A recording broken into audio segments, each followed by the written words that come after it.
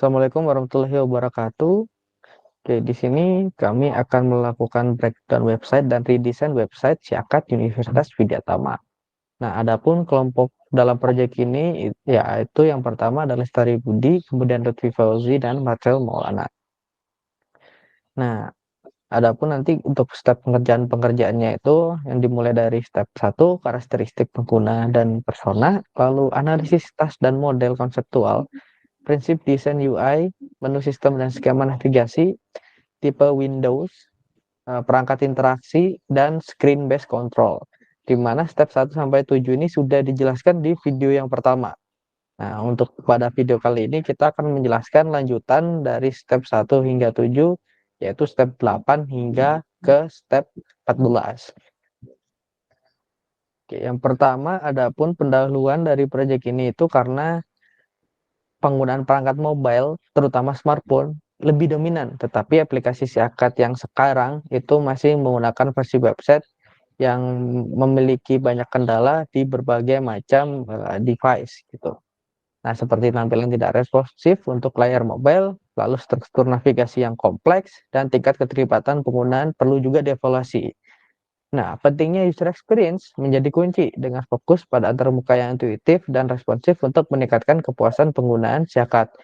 Pada proyek ini bertujuan untuk mengidentifikasi kekurangan pada website dan mengusulkan perbaikan melalui pengembangan website mobile yang sesuai dengan kebutuhan mahasiswa.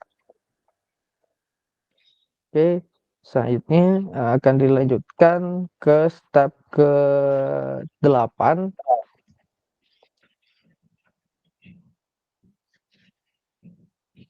Oke, nah di sini ada penulisan teks dan pesan.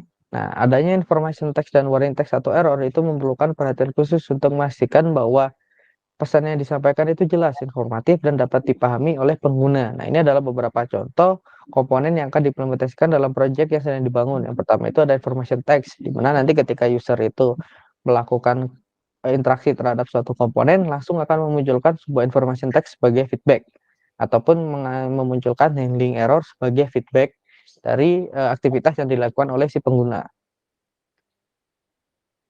Oke, selanjutnya itu ada feedback guidance dan assistance. Nah, di mana rancangan feedback guidance dan assistance ini dibangun untuk mengguide suatu user sehingga nanti user tersebut itu tahu di mana letak menu tersebut, kemudian pengertian tentang menu yang sedang dituju itu seperti apa, kemudian menu-menu apa saja yang tersedia pada aplikasi itu juga akan ditampilkan di bagian feedback guidance dan assistance. Ini seperti contohnya ada guidance terhadap administrasi, hasil studi, informasi, halaman masuk, terus feedback kemudian ketika ada datanya kosong. Nah, ini juga ditampilkan. Nah, selanjutnya itu ada untuk internasionalisasi dan aksesibilitas. Nah, di mana berdasarkan user persona yang sudah dibuat, itu mayoritas pengguna adalah anak muda dengan rentang umur 18 hingga 24 tahun.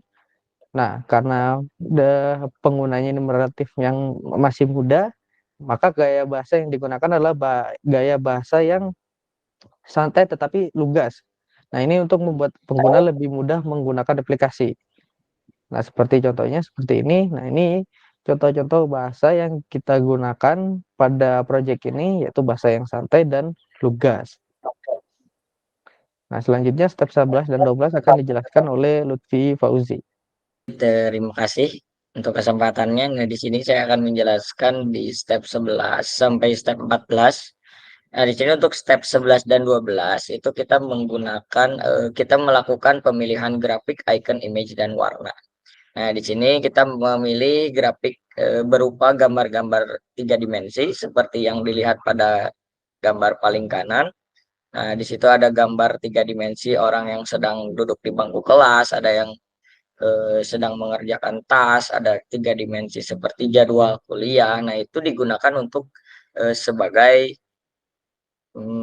icon apa sebagai grafik untuk memperlihatkan menu. Dan untuk icon yang digunakan kita bisa lihat di sini ada icon pada menu untuk pemilihan menu seperti beranda, perkuliahan, administrasi dan lain-lain. Kita gunakan icon yang cukup bervariasi. Nah, untuk selanjutnya kita menggunakan penggunaan warna yang kita gunakan. Nah, di sini kita menggunakan warna yang senada dengan logo Universitas Widyatama yang mayoritas berwarna ungu dengan dibalut warna kuning. Nah, untuk error, success, dan warning kita menggunakan warna-warna yang general atau yang sering dipakai seperti aplikasi-aplikasi biasanya.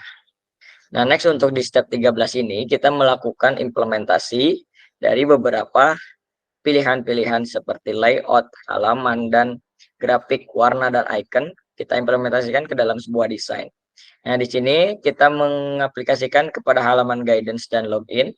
Kita menggunakan warna yang sesuai dengan yang tadi dipilih, yaitu warna ungu, dan ada beberapa campuran warna kuning juga di sini. Untuk guidance, mungkin desain implementasinya seperti ini.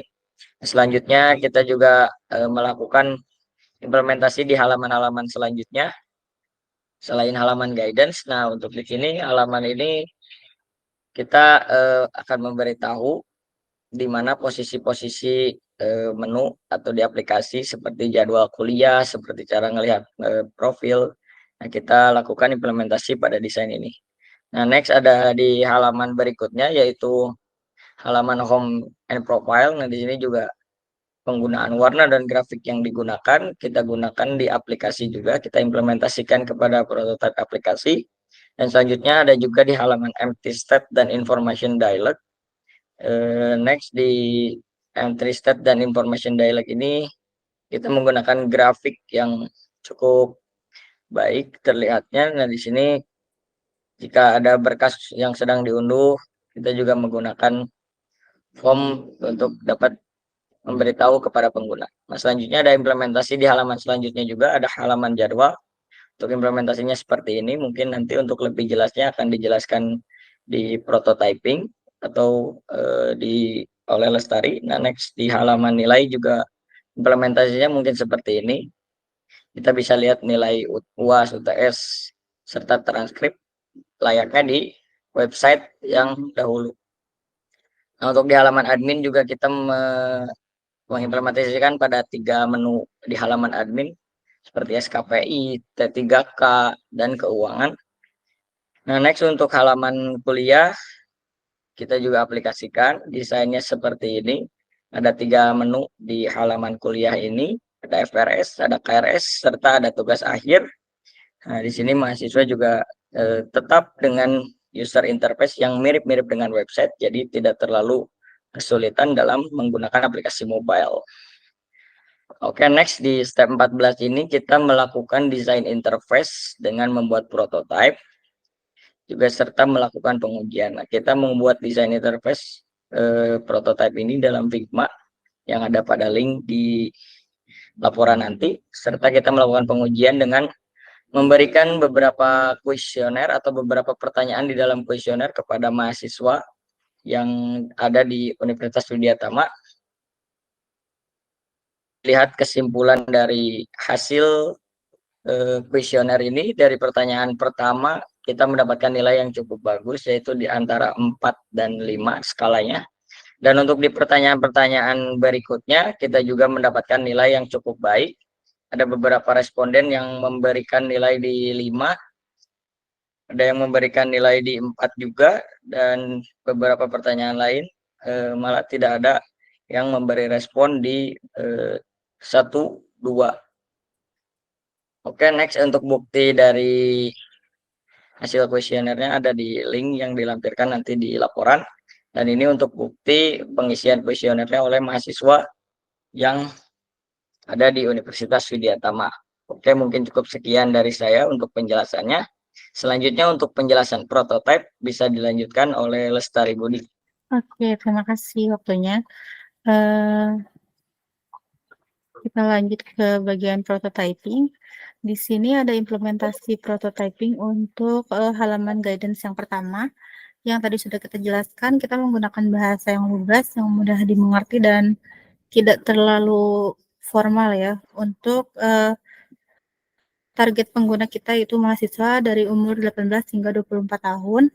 Di sini ada guidance untuk menuju ke halaman login. Lalu setelah itu di sini ada implementasi di halaman login yang kita implementasikan sebagai inputan ya. Di sini ada untuk menginput username dan password. Kenapa kita di sini tidak menggunakan CAPTCHA? Karena kita di sini meredesainnya menjadi aplikasi mobile yang tidak memerlukan untuk halaman CAPTCHA. Dan di sini kita membuat opsi lain untuk masuk ke halaman aplikasi dengan menggunakan Google. Lalu di sini ada guidance lagi untuk menjelaskan fitur apa saja yang bisa digunakan oleh mahasiswa atau usernya. Yang pertama, untuk masuk ke halaman profil, user dapat mengklik button profil yang ada di atas. Lalu user dapat melihat jadwal kuliah hari ini di section jadwal hari ini. Lalu ada juga part untuk melihat presensi. Lalu di sini adalah navigasi yang nantinya akan menavigasi kita ke halaman-halaman lainnya. Di sini yang pertama tadi button profile untuk masuk ke halaman profil mahasiswa. Ini implementasi untuk halaman akun di mana user juga dapat melihat akun image-nya, profile image, untuk merubahnya juga bisa. Di sini implementasi untuk mengunggah foto ya. Lalu bisa kembali ke halaman sebelumnya. Di sini ada jadwal hari ini yang dapat diakses oleh mahasiswa yang akan berganti setiap harinya. Lalu di sini ada widget lain untuk mempermudah mahasiswa masuk ke halaman yang sering dikunjungi oleh mahasiswa seperti jadwal kuliah. Jadwal kuliah di sini memuat ada jadwal kuliah, jadwal UTS, dan jadwal UAS, di mana di setiap jadwalnya ini akan ada range waktu seperti ini ya, range hari. Di sini ada jadwal kuliah untuk hari Sabtu, dan jika kita masuk ke halaman jadwal kuliah di hari Jumat, ini akan mengeluarkan halaman seperti ini jika tidak ada jadwal. Ini merupakan empty state yang kita berikan agar mahasiswa mengetahui bahwa hari itu tidak ada jadwal dan lebih menarik. Lalu lanjut ke jadwal UTS, penampilan halamannya juga sama, masih ada range hari. Lalu untuk jadwal yang tidak ada nanti akan menampilkan halaman yang seperti tadi. Di jadwal UAS juga kita mengimplementasikannya sama. Lalu masuk ke halaman admin, tidak banyak yang kita rubah dari aplikasi website karena kami tahu user itu sudah terbiasa, jadi tidak banyak ada perubahan. Di sini ada untuk menambahkan data SKPI. Di sini juga kita mengimplementasikan seperti yang ada di step 7 sebelumnya yang pernah kita jelaskan di video pertama untuk implementasi drop down. Implementasinya kurang lebih seperti ini. Ini ada untuk radio button juga. Di sini ada inputan teks dan ada button yang lainnya. Itu untuk halaman SKPI. Di halaman T3K juga memiliki inputan yang sama. Kita di sini akan ada inputan yang bisa membuka halaman lain seperti ini. Kurang lebih seperti itu untuk inputan di T3K. Lalu untuk di keuangan juga kita implementasinya sama. Di sini user dapat memilih riwayat pembayaran yang diinginkan, lalu dapat mengunduhnya. Implementasi grafiknya juga seperti yang sudah dijelaskan pada step sebelumnya, lebih informatif dan lebih menarik. Lalu untuk di halaman hasil ini kita memuat 3 menu, yaitu nilai ujian, KHS, dan transkrip. Kurang lebih implementasi drop-down-nya sama, seperti ini. Di halaman KHS juga sama, lalu di halaman transkrip juga sama. Di halaman transkrip ini kita dapat mengunduh transkrip dengan information modal yang konsisten. Lalu di halaman kuliah kita memuat 3 menu, yaitu FRS, KRS, dan tugas akhir. Seperti ini. Di sini juga ada radio button yang di-disable karena prosesnya tidak dapat dilakukan karena FRS-nya telah selesai. Mungkin sekian yang bisa disampaikan untuk prototyping. Adapun jadwal dan pembagian tugas kerja yang dilakukan oleh kelompok kami adalah pertama pekerjaan yang dilakukan oleh Lutfi Fauzi yaitu mengerjakan step 1, step 2, step 5, dan step 8 serta step 13. Lalu ada pembagian tugas kerja yang dilakukan oleh Marcel yaitu pada step 3, step 4, step 6, step 9, dan step 11 juga step 12. Lalu ada jadwal pembagian tugas yang dikerjakan oleh saya sendiri, Lestari Budi, yaitu step 7, step 10, step 14, dan step 15. Mungkin sekian yang dapat kami sampaikan. Terima kasih atas perhatiannya. Wassalamualaikum warahmatullahi wabarakatuh.